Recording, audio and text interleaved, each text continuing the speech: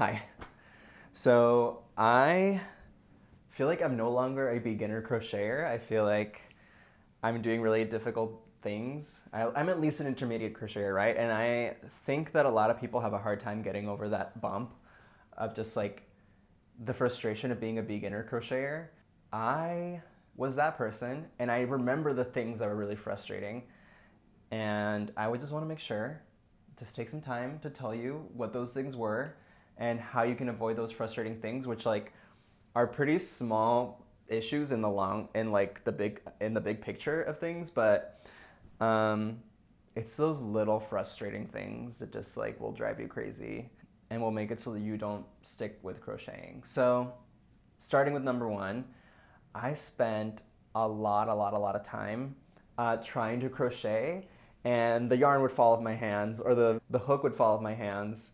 I didn't realize how much of the difficulty lied in learning how to hold your project and the needle and the hook and the yarn all at the same time. You're holding three things with two hands.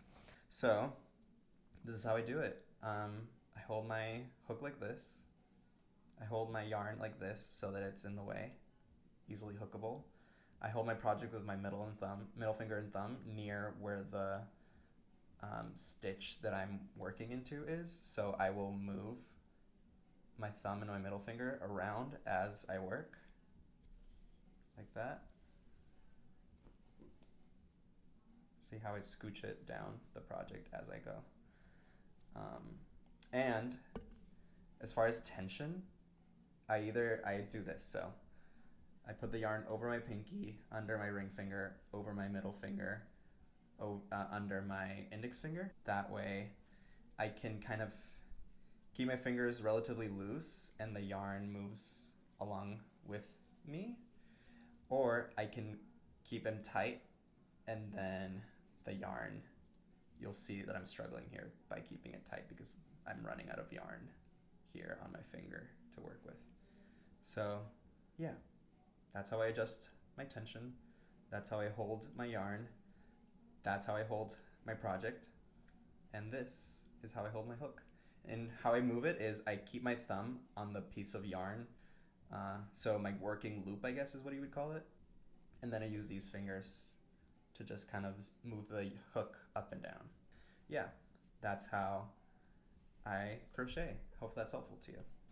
Do whatever feels comfortable. You'll notice as you're going that like, oh, my hands feel like they're gonna fall off. Or every time I do a stitch, I drop it and I have to start over.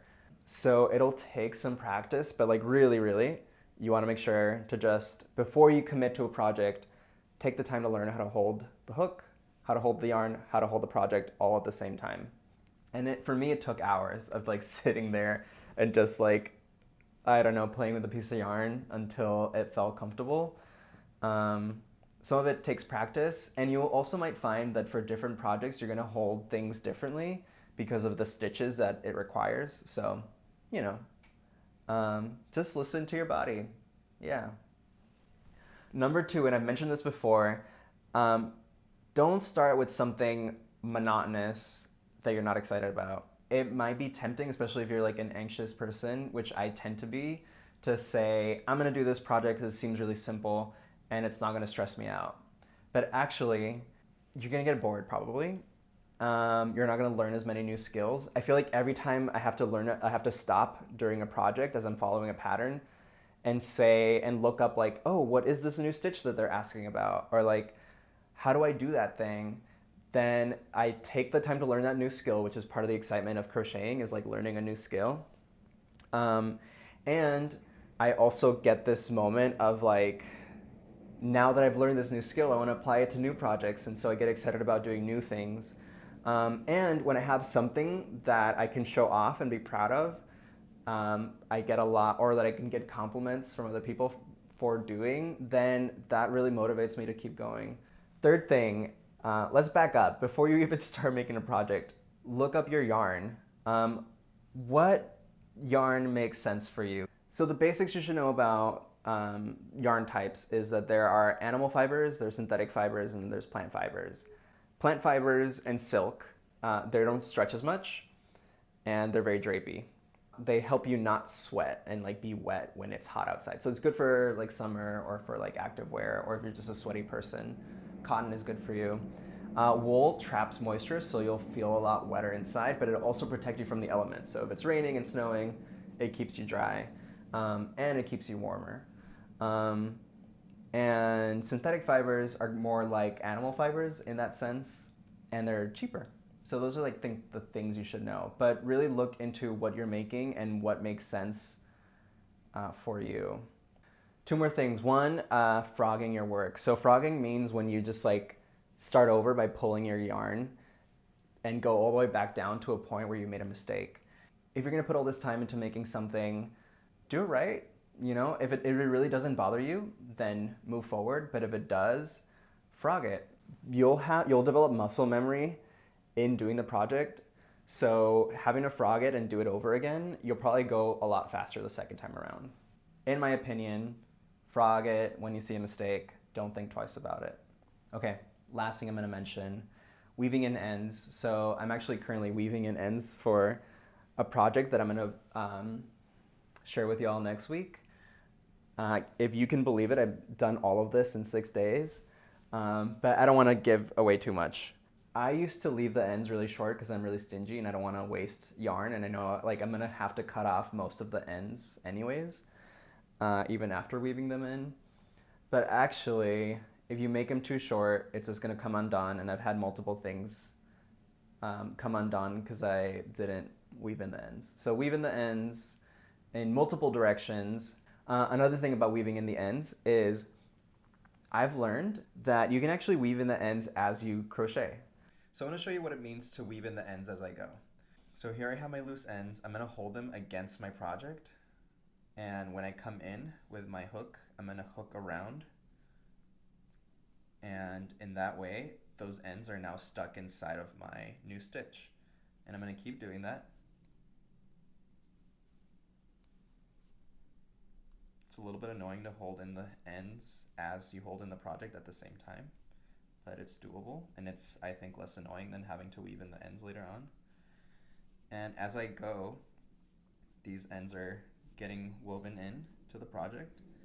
As you can see, there's very little of those two ends that are left behind, and I could cut them off at this point, or I could just also just keep going, and they will eventually just be completely hidden inside my project.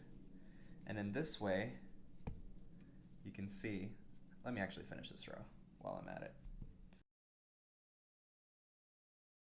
Cool, so now that I finished my row, you can see on both sides of my project, here and here, that the ends have been woven in. This one end here is kind of still showing a little bit, so I can take some scissors and cut off that excess.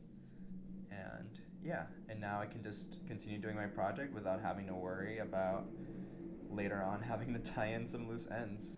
There are certain situations where weaving them in at the end makes sense, and those are situations where like there is no option to weave them in as you go. But generally, it's just going to be a lot easier to not have like all these ends in the way, and to not have to stress about doing those later on in your project. Just do it as you go, get it out of the way. There's a lot of reasons why someone would want to do crochet. For me, one of them is that I like the look of crochet, but I hate the idea that because I know that crochet has to be done by hand, I hate the idea that like someone else is putting all this work into crocheting something for me and then not getting properly compensated for their labor. In learning to crochet, I can both feel like super proud that I'm doing something, keep myself entertained, it's actually fun for me, and I have this peace of mind that not only am I wearing something that looks really cool, but that all the labor and all the like finger pain that went into it is my own and not someone else's. So for all those reasons, I want you to be able to stick with crocheting when you do it. It's these little things that are gonna stop you from sticking with it. I just want your experience with crocheting to be as comfortable as possible. So these are mistakes I made. I don't want you to make the same mistakes. You probably will, but I at least want to warn you about it. and wish you good luck. So good luck with your projects. And yeah, see you next week with whatever this is, I'll tell you. And I'm really excited about it. And yeah, have a great week. Okay, bye guys.